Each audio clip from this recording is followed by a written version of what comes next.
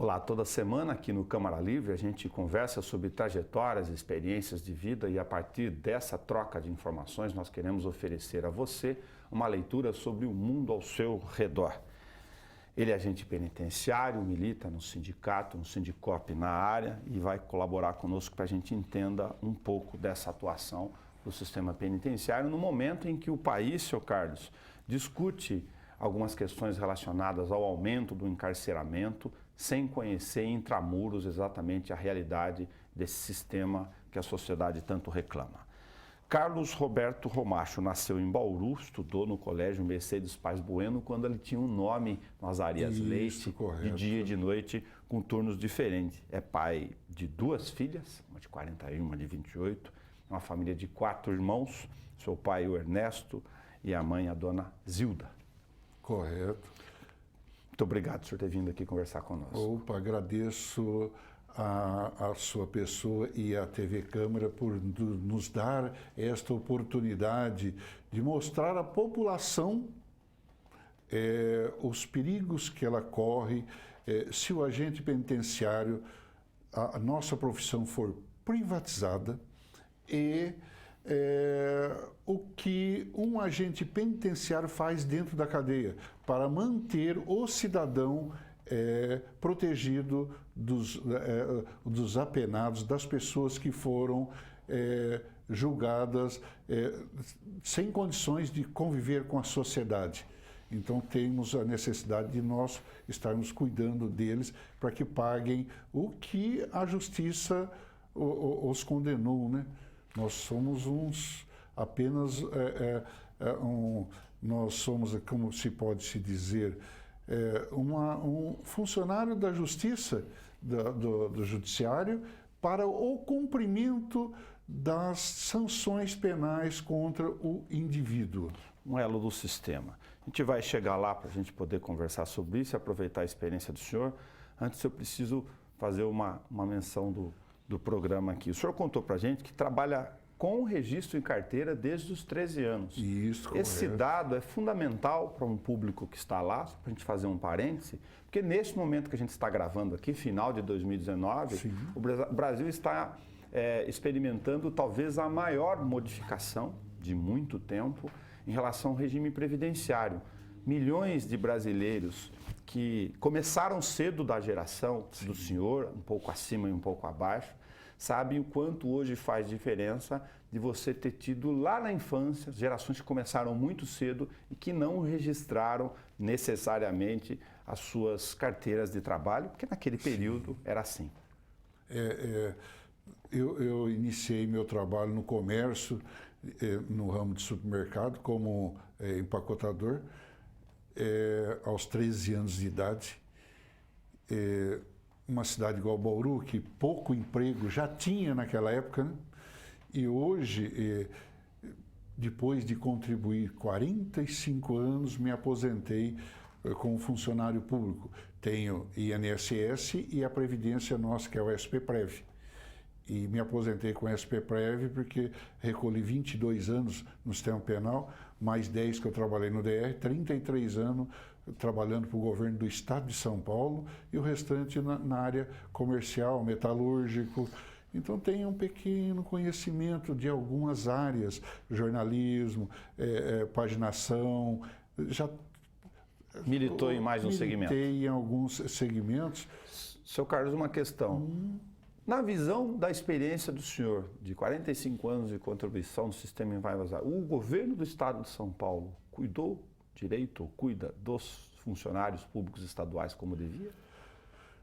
Se eu falar para você que tem o cuidado, nós, pelo governo, tanto governo municipal, estadual e federal, nós somos apenas números.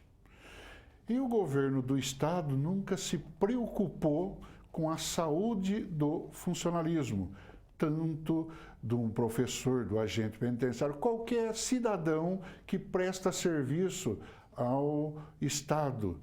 Ele nunca deu atenção adequada. Aí você vê a quantidade de policiais militares, policiais civis, agentes penitenciários que se suicidam. Aí você vê a quantidade de professores por falta de atendimento, estão encostados com licença saúde, com problema psicológico, psiquiátricos, porque o governo não dá assistência. Não, o governo nenhum, desde que eu estou no Estado, desde 1982, nunca escutei falando que o governo deu assistência a um cidadão que presta serviço à população e seja um intermediário do governo, seja um trabalhador, um servidor público que é um representante do governo, né? O Carlos, Bauru tem hoje cerca de 5.700 presos ou detentos no sistema semiaberto, 1.400 no centro de detenção provisória, chamado CDP. Essa população carcerária já foi maior, quando no antigo IPA, atual CPP-3, antes daquele incêndio de alguns anos, que até hoje não foi recuperado, a unidade histórica tinha um volume maior de presos. Como é conviver dentro da cadeia, num espaço reduzido com um monte de gente amontoada? Eu conheço bem o sistema dentro da penitenciária P1 e P2 de Bauru, que as duas cadeias foram construídas para 532 presos, as duas, quando foram construídos, e nós chegamos a abrigar no fechado, quando tínhamos fechado, até 700 presos, cabendo 538. Depois, com o tempo, aumentou para 1.100, 1.200, 1.300, 1.700, com a mesma estrutura. Agora, há pouco tempo atrás, foi feita uma pequena reforma, que estava constando 1.356 presos. No momento exato, não posso nem informar com exatidão hoje como que está. Mas era para ser construído para 1.356 presos. Na população de segunda-feira, se não me falha a memória, estava cada uma delas com 2.572 presos. Uma com 2.572, a outra com 2.574. Como eu coloco 2.000 pessoas no lugar que cabe 1.000? Você tinha, por exemplo, no pavilhão 1, que as celas eram construídas para um preso, 88 celas para um preso cada cela, chegou a um certo momento que se tinha 5. Em que espaço que a gente está falando? A gente está aqui no espaço de 3 por 5 aqui. Você pega um espaço mais ou menos que a cama tem 1,10, 1,10 por 2,10, você pega aí no espaço de 2 por 3. Você põe aí 2,5 por 3, você coloca 5 presos. Mas tem que dormir empinhocado, então. Normalmente a gente chama que dorme de valete, né? Um de frente, nos pés do outro. Um girado para cá, outro girado para lá. Então, só uma cama dá para 2. É uma ocupação física de espaço mesmo que tem disponível. E a gente chama também praia. O preso que chama de praia. Né? Praia é quando se põe o colchão no chão e ele dorme no chão. Quando levanta de manhã cedo, encosta o colchão na parede, dentro da cela. Então, o preso chama-se, vai dormir na praia. O senhor comentou sobre isso no começo. O que faz um agente penitenciário nesse sistema? O nosso ex-coordenador, secretário de Segurança Pública do Estado de São Paulo e ex-presidente da República, Michel Temer, disse, alguns tempos atrás, que o agente penitenciário, a única coisa que ele fazia era abrir e fechar a porta. Mas a função do agente de segurança penitenciária é cuidar da integridade do cidadão que está cumprindo uma pena determinada pela justiça. A obrigação do agente penitenciário é preservar o bem-estar do cidadão lá dentro e fazer com que ele vá para a sociedade sem uma regressão rápida ao jeito que nós temos hoje. O sistema no nosso país é deficitário demais. Regressão ou progressão que o senhor está falando? A recuperação do preso. A recuperação do preso no nosso país, no nosso estado, o governo fala demais. A recuperação é muito pequena. Pequena demais. Vamos ser objetivo, então. Quem cai no sistema penitenciário porque cometeu algum delito e tem que cumprir a sua parte com a sociedade, correto, ele tem muito pouca chance de voltar melhor. De melhor para a sociedade. Por isso que o governo deveria fazer um sistema novo para o apenado. Nós temos um pensamento como sindicato, como pessoas que já viveram um sistema de progressão no sistema penal, não do fechado para o semiaberto, mas ele iniciar uma prisão num sistema totalmente fechado e regredindo com estudos, com profissionalização, porque não adianta. Mas não é assim hoje já? Ele tem se diz essas muito, se fala muito, mas não existe nada que obrigue o preso a fazer. A única coisa que chega-se lá fala para o cidadão: você vai trabalhar. Se não quer trabalhar, você não vai ganhar remissão.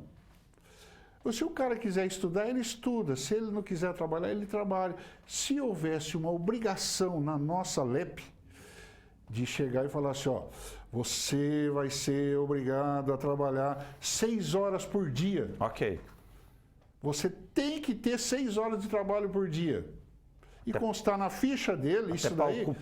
Para ocupar fisicamente, mentalmente. O detento. Aí não vai pensar em fazer tanta coisa. Fazer coisas manuais, qualquer coisa que não... o preso chega no sistema penal, assiste televisão o dia inteiro. O que é que ele leva canais abertos? Assiste todas as... dependendo do local que esteja a penitenciária, chega a pegar 5, 6 canais de televisão. Ele assiste toda a programação, toda a violência que existe em alguns programas, ele está assistindo. Mas aí eu tenho que ponderar uma coisa com o senhor.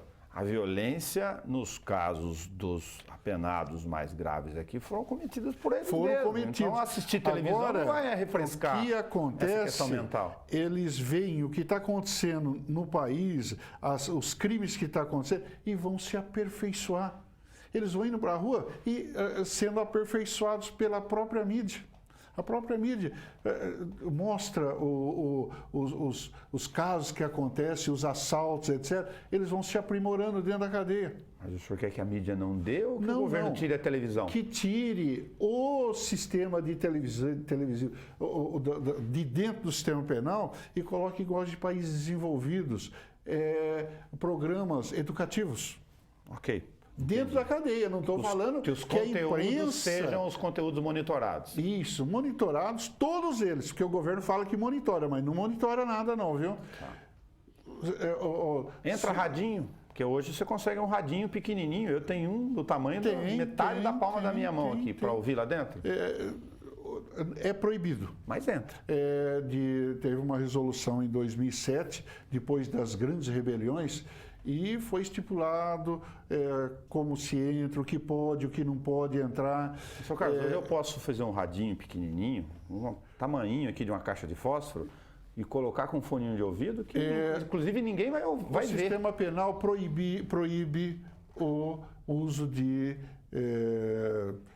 aparelho que tenha condições de fazer a transmissão.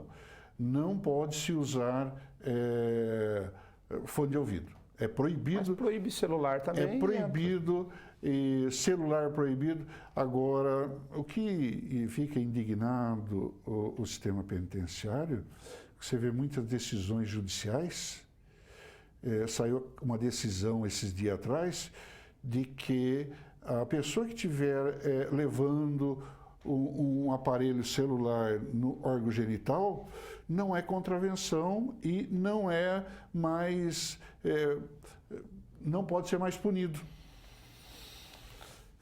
Como se pode resolver um problema num país, do cidadão, num caso desse? Comentar uma outra coisa bastante importante da experiência do senhor. Tem um romantismo, aqui eu não estou emitindo juízo de valor, mas tem um romantismo em relação à chamada penitenciária da antiga escola agrícola. Porque vai botar um cara lá com a enxada para trabalhar. Eu não tenho opinião sobre isso, porque o meu papel não é esse. O que o senhor pensa sobre esse sistema que já operou no passado sob essa forma? Operou no passado. Hoje você não usa mais nem enxada para capinar. Você usa defensivo agrícolas e pesticidas. Sim. Você colheita hoje, você faz, é tudo mecânica. Você não faz nada Temos mais uma manual. fazendão aqui de mais de 100 alqueires aqui. Eu não me lembro exatamente, mas se eu não me engano, acho que 262 alqueires que nós temos aqui do estado, que não serve para nada.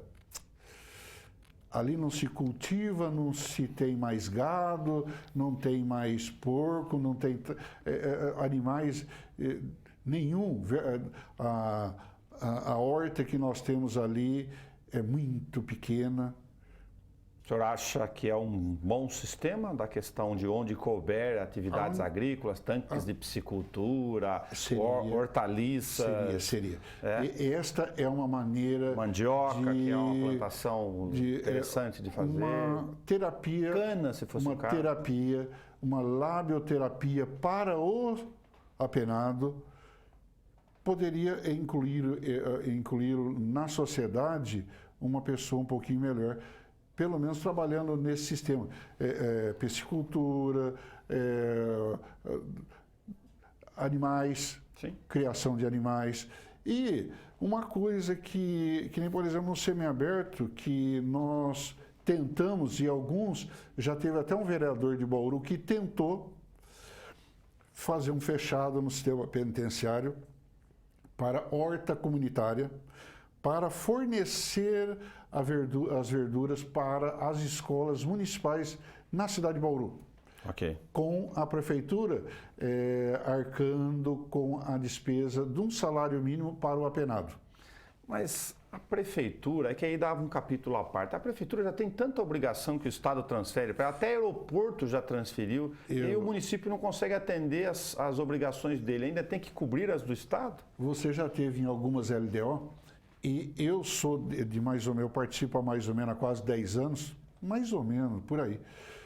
E toda a vez que eu chego na LDO e participo do governo do Estado de São Paulo, de algum debate, eu conclamo aos deputados para que façam uma lei que o município que tenha uma penitenciária, ele tenha uma gratificação de ICM, uma gratificação por estar abrigando uma quantidade de preso.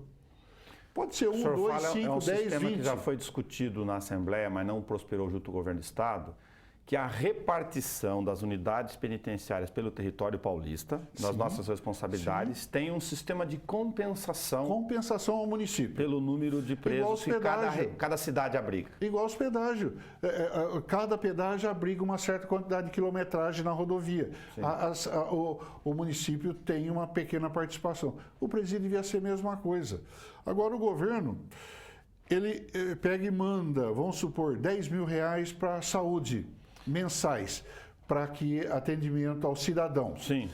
Esse cidadão que está preso aqui, ele pertence a algum local, alguma cidade. Sim.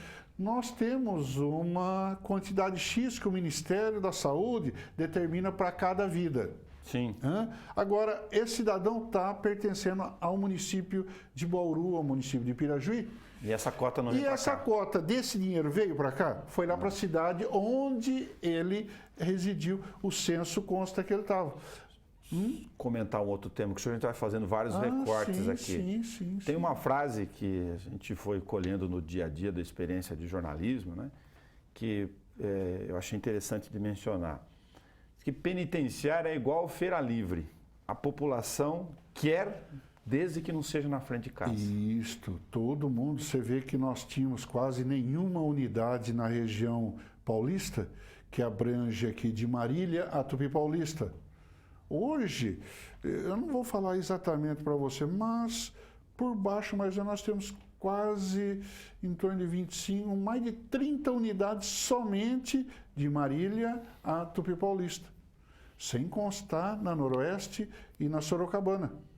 Trouxeram todas as penitenciárias, todos presos praticamente do estado de São Paulo para a nossa região, Sorocabana, Paulista e Noroeste. O pacote anticrime, um parêntese aqui, ele defende como princípio, em algumas partes, endurecimento de pena e o encarceramento. É quase uma questão social, um movimento, enfim, de uma parte do segmento da sociedade que pensa desse jeito. O que o senhor pensa sobre isso? Eu acho que o cidadão, ele tem direito de errar uma vez. Na segunda, ele tem que ter uma punição exemplar. Na terceira, eu acho que o cidadão não deve ter mais oportunidade nenhuma. Ele deve ser trancado e mantido totalmente fechado, porque já foi dado 2 oportunidades para ele. Na terceira, imagine você tem uma filha... O senhor está falando em caso de furto simples e roubo, não em caso de latrocínio. Em caso desse latrocínio, de estupro, o jeito que aconteceu aqui na nossa região esses dias atrás, o indivíduo praticar uma barbaridade do jeito que ele praticou, um indivíduo desse que já tem um passado tenebroso, deveria, no mínimo, ficar 50 anos no local totalmente fechado, sem direito a nada. Nós temos uma separação de algumas cadeias, vou chamar de unidade penitenciária, de cadeia, para lembrar do nome antigo aqui, não é esse o nome, obviamente, que fazem algumas segregações específicas. Para as pessoas entenderem, Pirajuí tem um só de feminino, Itaí tem só dos chamados presos estrangeiros, né? Correto. Da máfia da China, está ali, os coreanos e os outros todos, boliviano, colombiano. E Aras aqui uma pesada de crimes sexuais, né? Que entra estuprador e essas doenças psicossociais, mentais aí em alto grau. Eu tento fazer um esforço de imaginar como seria conviver numa unidade penitenciária de Iaras e para o trabalhador. Hoje, o sistema penitenciário, o agente de segurança penitenciária, ele já não tem um contato direto. Uma porcentagem altíssima do sistema penal já é mecanizado, automatizado. Então, o guarda tem pouco contato com o preso. Mas na época que eu trabalhei, que eu trabalhava, nós tínhamos acesso ao preso diretamente 12 horas de trabalho. O preso ficava ao teu lado 12 horas. Aí você fala para mim, e você não tem medo? A minha profissão era essa. Envolve medo. Então, quer dizer que eu ficava junto com o preso, cumpria a cadeia junto com ele. Aí você fala, mas a cara tudo ladrão de galinha. Eu cuidei de cara com 202 anos de cadeia, 250 anos de cadeia. Ficaram com a minha responsabilidade dentro de um pavilhão. Eu junto com eles. Tivemos muitos e estamos hoje até hoje. Mas é aquela coisa... Cada um faz a sua que foi designado. Você cuidar do detento e o detento cumprir a pena que lhe foi imposta. Nós fizemos aqui, ao longo da nossa missão pública, essa é uma rede pública de rádio e televisão, né? E com mais de 200 emissoras em várias localidades, municípios, capitais, tem uma rede completa disso já há algum tempo.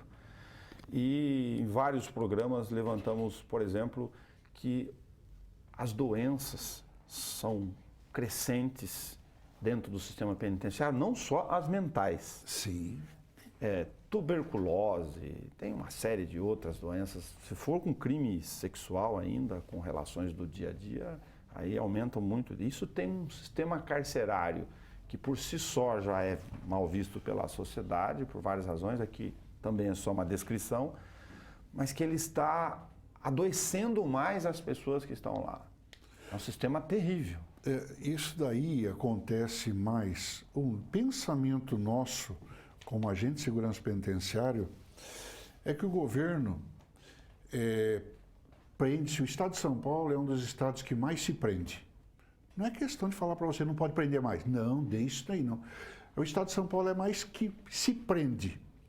Aí nós temos a Polícia Militar... Tem mais de 100 mil mandados de prisão não cumpridos, né? Nós temos a Polícia Militar que cumpre um papel magnífico dentro do trabalho dela, que é a prevenção. Nós temos uma Polícia Civil, uma das melhores do país, em investigações.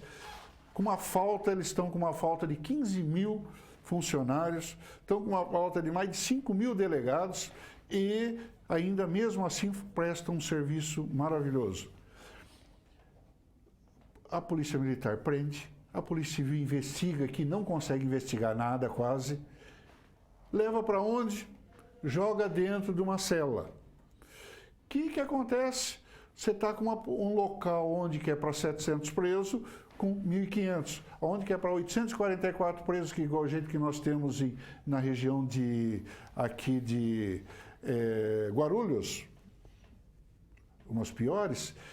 Uma cadeia para 844, o governo fez uma maquiagem para 1.100 e 2.200 presos. Vou falar de gestão, o Estado não faz conta, porque o cara que fica num sistema desse, ele vai ter um custo gigantesco com transporte, escolta, logística, saúde, remédio, atendimento. Cadê a nossa justiça? E a origem da Cadê os receita nossos deputados para fazer uma nova lei, uma LEP nova, fazer umas adequações à lei de execução penal e o distinto ser condenado via hoje não necessitar mais de transportar um preso para cima e para baixo, igual a Polícia Militar gastou mais de 70 milhões de reais o ano passado, dizem, né? Que gastou 70 milhões no só fazendo a escolta do preso. Se eles gastaram isso, imagine quanto gastou o sistema penal. Tem que escoltar os doentes, né? Tem que escoltar o preso. Levar. Agora imagine, quem é que vai dar assistência para este preso? Você acha que é algum hospital particular? Você acha que é alguma plano de saúde? Vai tudo no SUS. Nos prontos-socorros das cidades que mantêm o sistema penal. De novo, a conta volta para cá. Aí o cidadão, o trabalhador, o pagador de imposto, paga para manter o cidadão preso e tira dele o direito à saúde dele, porque o preso vem para ser atendido e é atendido primeiro do que ele. Por problema de segurança, você é obrigado que o preso seja atendido na frente de todo mundo. Porque, pelo menos, se houver alguma tentativa de fuga, alguém tentar fazer alguma coisa contra o distinto que está na tutela do Estado, você não pode deixar, né? Então, o cidadão comum tem esse problema. Se livrar do perigo o mais rápido possível, para que o cidadão de bem possa ser atendido.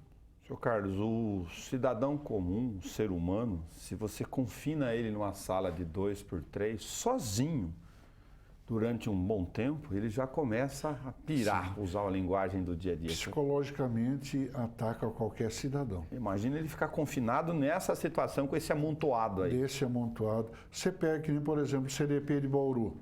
Aí nós temos um pavilhão do CDP de Bauru, você entra dentro do pavilhão, ele tem 8 celas para 12 presos cada cela. Então são 96 presos dentro de um pavilhão. Seria o que foi para que foi construído. Mas você chega em qualquer CDP de Bauru, Itatinga, qualquer um que você chegar na nossa região aqui, se tiver menos de 30 presos, é um milagre, porque acabou de inaugurar uma penitenciária. É difícil encontrar. Embora a gente tenha 174 unidades prisionais e 245 mil presos só no estado de São Paulo... Em torno de 245. Nos CDPs, a boa parte é preso aguardando definição da justiça. Outro problema. E tem também alguns presos que conseguem judicialmente ficar perto da família, são abrigados no CDP. E também o CDP, o Centro de Detenção Provisória, no estado de São Paulo, o cara é preso de manhã cedo, à tarde tem uma ordem judicial. Às vezes chega 7, 8 horas da noite, vem um advogado e com uma ordem judicial para soltar o distinto. Afetar até a segurança do sistema para soltar o distinto depois das 6 horas da tarde. Com um sistema desse, é inimaginável se pensar, mesmo como leigo aqui, de que você não tenha áreas de escape para contato com o exterior. O sistema é impossível de você fazer gerenciamento dele o mais perfeito que ele fosse, e o nosso não é. Você vê que o CDP, imagine só, eu trabalhei no semiaberto, quando se transformou em semiaberto, eu cheguei a receber em torno de 50 presos por dia. 50 presos por dia para o semiaberto. E soltar numa semana, que eu trabalhava 12 e descantava 36, então trabalhava um dia sim, um dia não. Receber 50 presos por dia e soltar no final de semana a média de 25, 30 presos. Entendi. Numa semana. Vou fazer um recorte aqui fora. O senhor contou lá no corredor, a que a gente estava entrando para gravar. O senhor conheceu vários jornalistas, conviveu com ele e quase foi jornalista. Quase fui jornalista. Não segui a profissão em 1967, 68, e que o grandes amigo meu, o Requena, Benedito Requena, grande jornalista. O Kleber Santos, o Gilberto Barros, foi tudo a nossa turma, né? Malavolta? Andava junto, o Luiz Antônio Malavolta, Azenha? O Azenha. O Azenha, acho que nem conhece mais, porque 40 anos, né, se passaram. Então, são coisas que, às vezes você fala, eu quero ser uma determinada profissão, vamos supor, um médico, aí chega na metade do caminho, você vê que não tem aptidão para aquilo. E você vai ser um escriturário. Você não tem aptidão para aquilo, certo. Então você chega de manhã cedo para atender um cliente, um mal-humorado, você não... Então, quando você se acerta dentro de uma profissão, qualquer coisa que você faça na tua vida, desde que seja honesto, é maravilhoso. Ainda mais a parte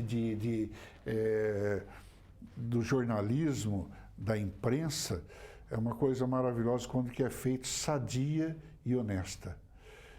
Levar a informação ao cidadão, ao trabalhador, a notícia correta e não com fake news, né?